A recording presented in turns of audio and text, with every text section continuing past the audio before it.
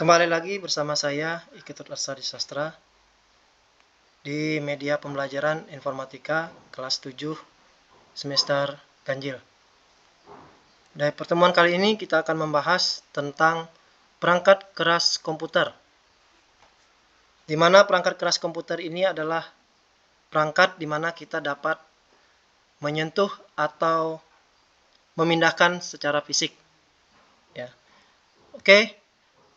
Adapun peta konsep dari perangkat keras komputer, yang pertama perangkat masukan atau input device, perangkat pemroses, kemudian perangkat output atau output device, perangkat penyimpanan sekunder atau secondary storage device, lalu perangkat lainnya. Ini kita akan bahas satu persatu. Baik, yang pertama adalah perangkat masukan, di mana perangkat masukan di sini adalah dapat mengirim data ke komputer untuk diolah. Nah, ada beberapa jenis perangkat masukan. Yang pertama adalah mouse atau T-Tikus. Mouse atau T-Tikus digunakan untuk menggerakkan dan mengatur posisi kursor di layar komputer. Pengoperasian mouse dapat dilakukan dengan beberapa cara.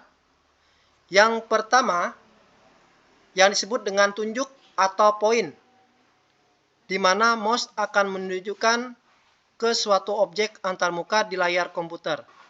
Yang kedua disebut sebagai klik kiri atau left click, di mana menekan tombol mouse sekali dan segera melepaskannya. Kemudian klik ganda atau double click, menekan tombol mouse 2 kali berurutan dengan cepat tanpa menggeser mouse. Lalu klik kanan atau right click, di mana klik kanan dapat dilakukan 1 kali untuk menampilkan menu tertentu saja. Nah, yang terakhir adalah seret atau drag, digunakan untuk memindahkan suatu objek antarmuka seperti gambar, icon, teks, dan sebagainya. Lalu yang berikut, keyboard. Keyboard atau papan tombol adalah alat yang memungkinkan penggunanya untuk memasukkan karakter ke dalam komputer. Karakter tersebut bisa berupa huruf, angka, dan simbol. Ada beberapa jenis keyboard. Yang pertama adalah keyboard QWERTY.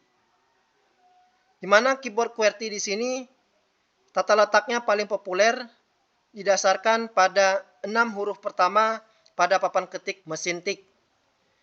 Desain QWERTY dibuat agar huruf yang paling umum tidak akan membuat mesin tik mekanis, macet, atau berhenti bekerja. Kemudian keyboard Dvorak, di mana keyboard ini meletakkan huruf paling umum di tempat yang paling mudah dijangkau. Keyboard game juga meletakkan tombol tertentu untuk akses yang lebih cepat. Yang ketiga, keyboard Glockenburt, yang mengedepankan aspek ergonomis, di mana keyboard QWERTY dimodifikasi untuk mengurangi beban otot tangan. Lalu keyboard Maltron. Keyboard Maltron sebagaimana keyboard QWERTY yang didesain untuk kenyamanan tangan. Lalu yang terakhir adalah keyboard virtual, yaitu keyboard QWERTY yang diproyeksikan pada media lain untuk misalnya layar ponsel, kemudian layar komputer, meja, dan lain sebagainya, di mana memungkinkan pengetik tanpa menggunakan keyboard secara fisik. Kemudian perangkat masukan berikutnya yaitu scanner. Scanner digunakan untuk memindai dan menyalin data dari kertas berisi grafik, gambar, foto, atau tulisan menggunakan alat pembaca optikal data reader. Cara kerja scanner adalah dengan menempatkan sebuah objek di atas kaca scanner yang kemudian dibaca oleh optical data reader. Yang keempat, joystick. Joystick digunakan sebagai pelengkap untuk memainkan permainan atau game video yang menggunakan lebih dari satu tombol, di mana joystick digunakan untuk menggerakkan kursor pada layar permainan.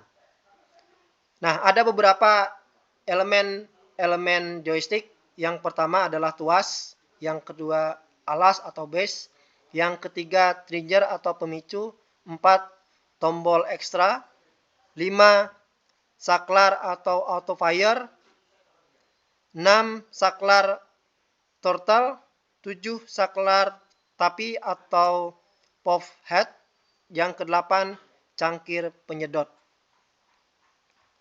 Kemudian yang berikut perangkat masukannya adalah mikrofon. Mikrofon adalah peranti yang mengkonversi suara menjadi sinyal elektronik.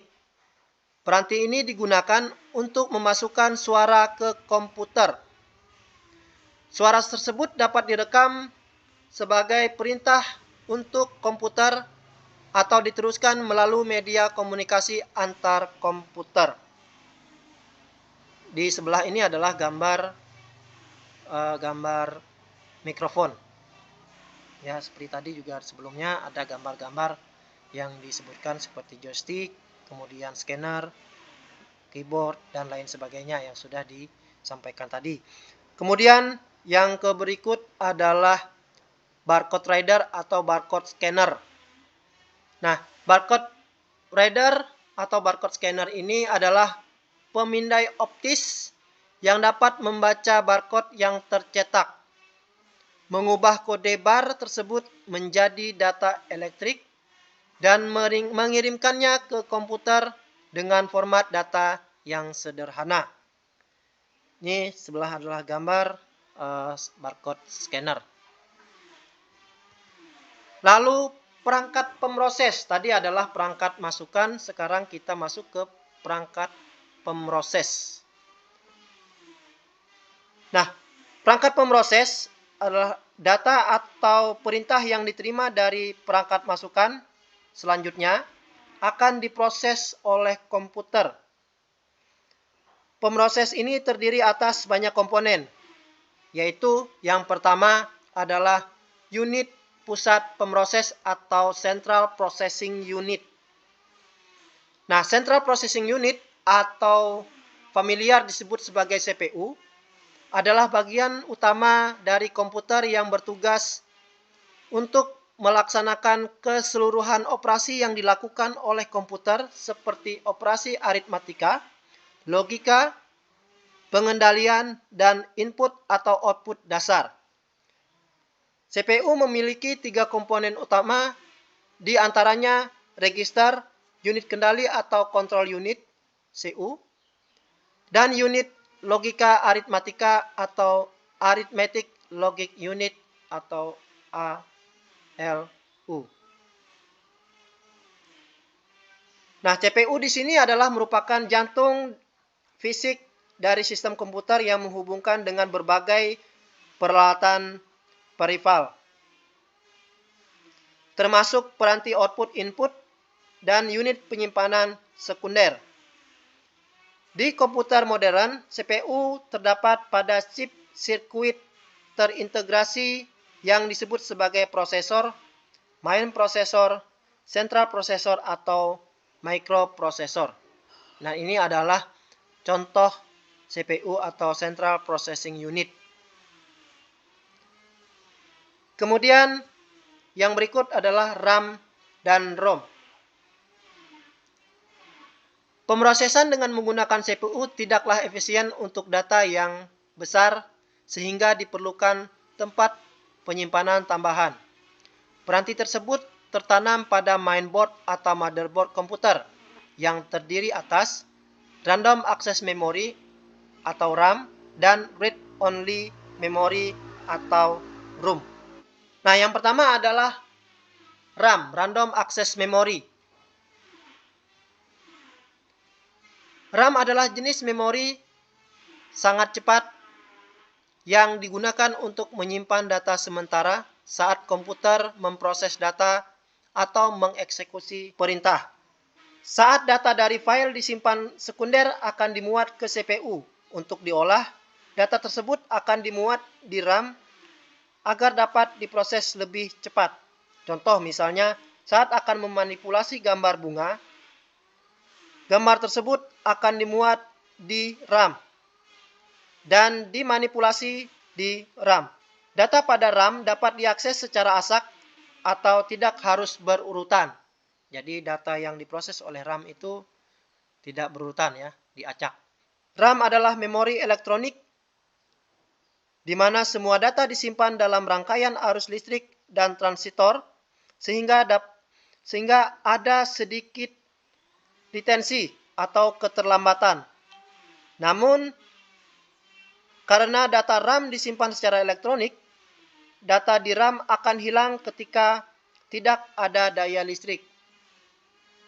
Kemudian yang berikut adalah ROM atau Read Only Memory. ROM adalah memori pada komputer yang digunakan untuk menyimpan instruksi yang ditulis oleh produsen komputer untuk proses booting. Instruksi yang disimpan oleh ROM disebut sebagai firmware. Data yang pernah ditulis di ROM tidak dapat dihapus. Instruksi ROM dijalankan secara otomatis saat komputer menyala. Pada komputer, ROM bisa berisi sistem operasi kecil yang disebut sebagai Basic Input Output System atau BIOS. Lalu, tadi adalah perangkat pemroses, sekarang perangkat output atau output device. Kalau seringnya itu adalah perangkat keluaran. Nah, di mana perangkat keluaran di sini? Peralatan yang menyajikan informasi dari komputer yang bisa berupa tampilan di layar monitor, gambar tercetak, suara yang dihasilkan oleh speaker, dan lain sebagainya. Nah, sekarang akan dibahas tentang perangkat keluaran. Yang pertama adalah layar monitor. Layar monitor di sini berfungsi untuk menampilkan hasil pengolahan data di komputer, seperti gambar, teks, angka, grafik, dan sebagainya. Ada beberapa jenis monitor yang biasa digunakan dalam komputer, seperti CRT atau cathode ray tube, lalu ada LCD atau liquid crystal display, dan LED atau light emitting diode. Lalu yang berikut, printer. Nah, printer digunakan untuk mencetak gambar, foto, dokumen dalam bentuk media kertas. Ada beberapa jenis printer yang kini masih digunakan, diantaranya adalah dot matrix, inkjet, laserjet, dan plotter. Lalu, speaker. Speaker adalah alat untuk menghasilkan suara dari komputer, seperti musik, percakapan di film, dan efek suara lainnya. Itu dinamakan dengan speaker. Nah, yang berikut adalah perangkat penyimpanan sekunder. Ya, tadi adalah perangkat keluaran, kemudian perangkat penyimpanan sekunder. Perangkat penyimpanan sekunder adalah tempat penyimpanan data elektronik yang bersifat permanen. Data ini disimpan pada penyimpanan sekunder, dapat bertahan lama dan dapat dimanfaatkan kembali oleh penggunanya saat dibutuhkan. Nah, ada beberapa perangkat penyimpanan sekunder. Yang pertama adalah hard disk drive atau hard disk. Hard disk adalah media penyimpanan data dalam lapisan magnet pada piringan bulat atau cakram disk tipis. Saat ini, kapasitas penyimpanan yang dapat disimpan di hard disk bervariasi dari 256 GB atau gigabyte hingga 18 TB atau terabyte.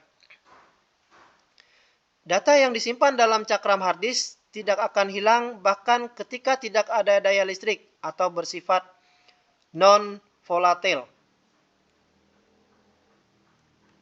Kemudian yang kedua adalah Solid State Drive atau SSD. Solid State Drive atau SSD adalah peranti penyimpan data dengan solid state yang menggunakan flash memory. SSD tidak memiliki disk, pemutar fisik, dan head untuk baca tulis yang bisa digunakan pada hard disk. Dibandingkan dengan drive elektromekanis pada hard disk atau HDD, SSD biasanya lebih tahan terhadap guncangan fisik, beroperasi tanpa menimbulkan suara, dan memiliki waktu akses yang lebih cepat serta latensi atau keterlambatan yang lebih mudah. SSD menyimpan data dalam sel semikonduktor. Pada tahun 2019, SSD memiliki kapasitas 60 sampai 100 terabyte. Data yang disimpan dalam SSD bisa hilang ketika tidak ada daya listrik atau bersifat non-volatile, sama seperti dengan hard disk tadi. Kemudian yang berikut adalah flash drive atau flash disk yang kita sering kenal. Flash drive atau flash disk berfungsi sebagai alat penyimpan data secara permanen yang portable. Flash drive menggunakan flash memory dan biasanya menggunakan antarmuka USB. Kapasitas penyimpanan dalam USB flash disk yaitu pada tahun 2019 mulai dari 8 GB, 256 GB, bahkan sekarang itu sudah sampai 2 TB. Flash drive biasanya digunakan untuk menyimpan data. Jadi data backup dan alat pemindahan data. Nah, cara menggunakan flash drive adalah dengan memasukkan ke port USB pada komputer, laptop, atau notebook. Tunggu beberapa saat sampai komputer mendeteksi adanya hardware baru yang telah ditambahkan. Kemudian yang berikut adalah compact disc atau CD. CD adalah format penyimpanan data cakram optik digital yang dikembangkan bersama oleh Philips dan Sony dan dirilis pada tahun 1982. Format ini awalnya dikembangkan untuk menyimpan dan memutar rekaman audio digital atau CD-DA, tetapi kemudian diadaptasi untuk penyimpanan data atau CD-ROM. Kemudian yang berikut adalah memory card atau SD card. Memory card atau SD card atau disebut sebagai secure digital berfungsi seperti layaknya hard disk pada komputer yang digunakan pada peranti atau perangkat portable seperti smartphone, kamera digital, dan tablet. Di dalam memory card terdapat Content Protection for Recordable Media atau CPRM untuk mencegah pembajakan serta adanya fitur Write Protect yang mencegah penghapusan isi memori secara tidak sengaja. Jadi dibuat seperti itu agar data yang ada dalamnya tidak sengaja terhapus. Kemudian masuk ke perangkat lainnya.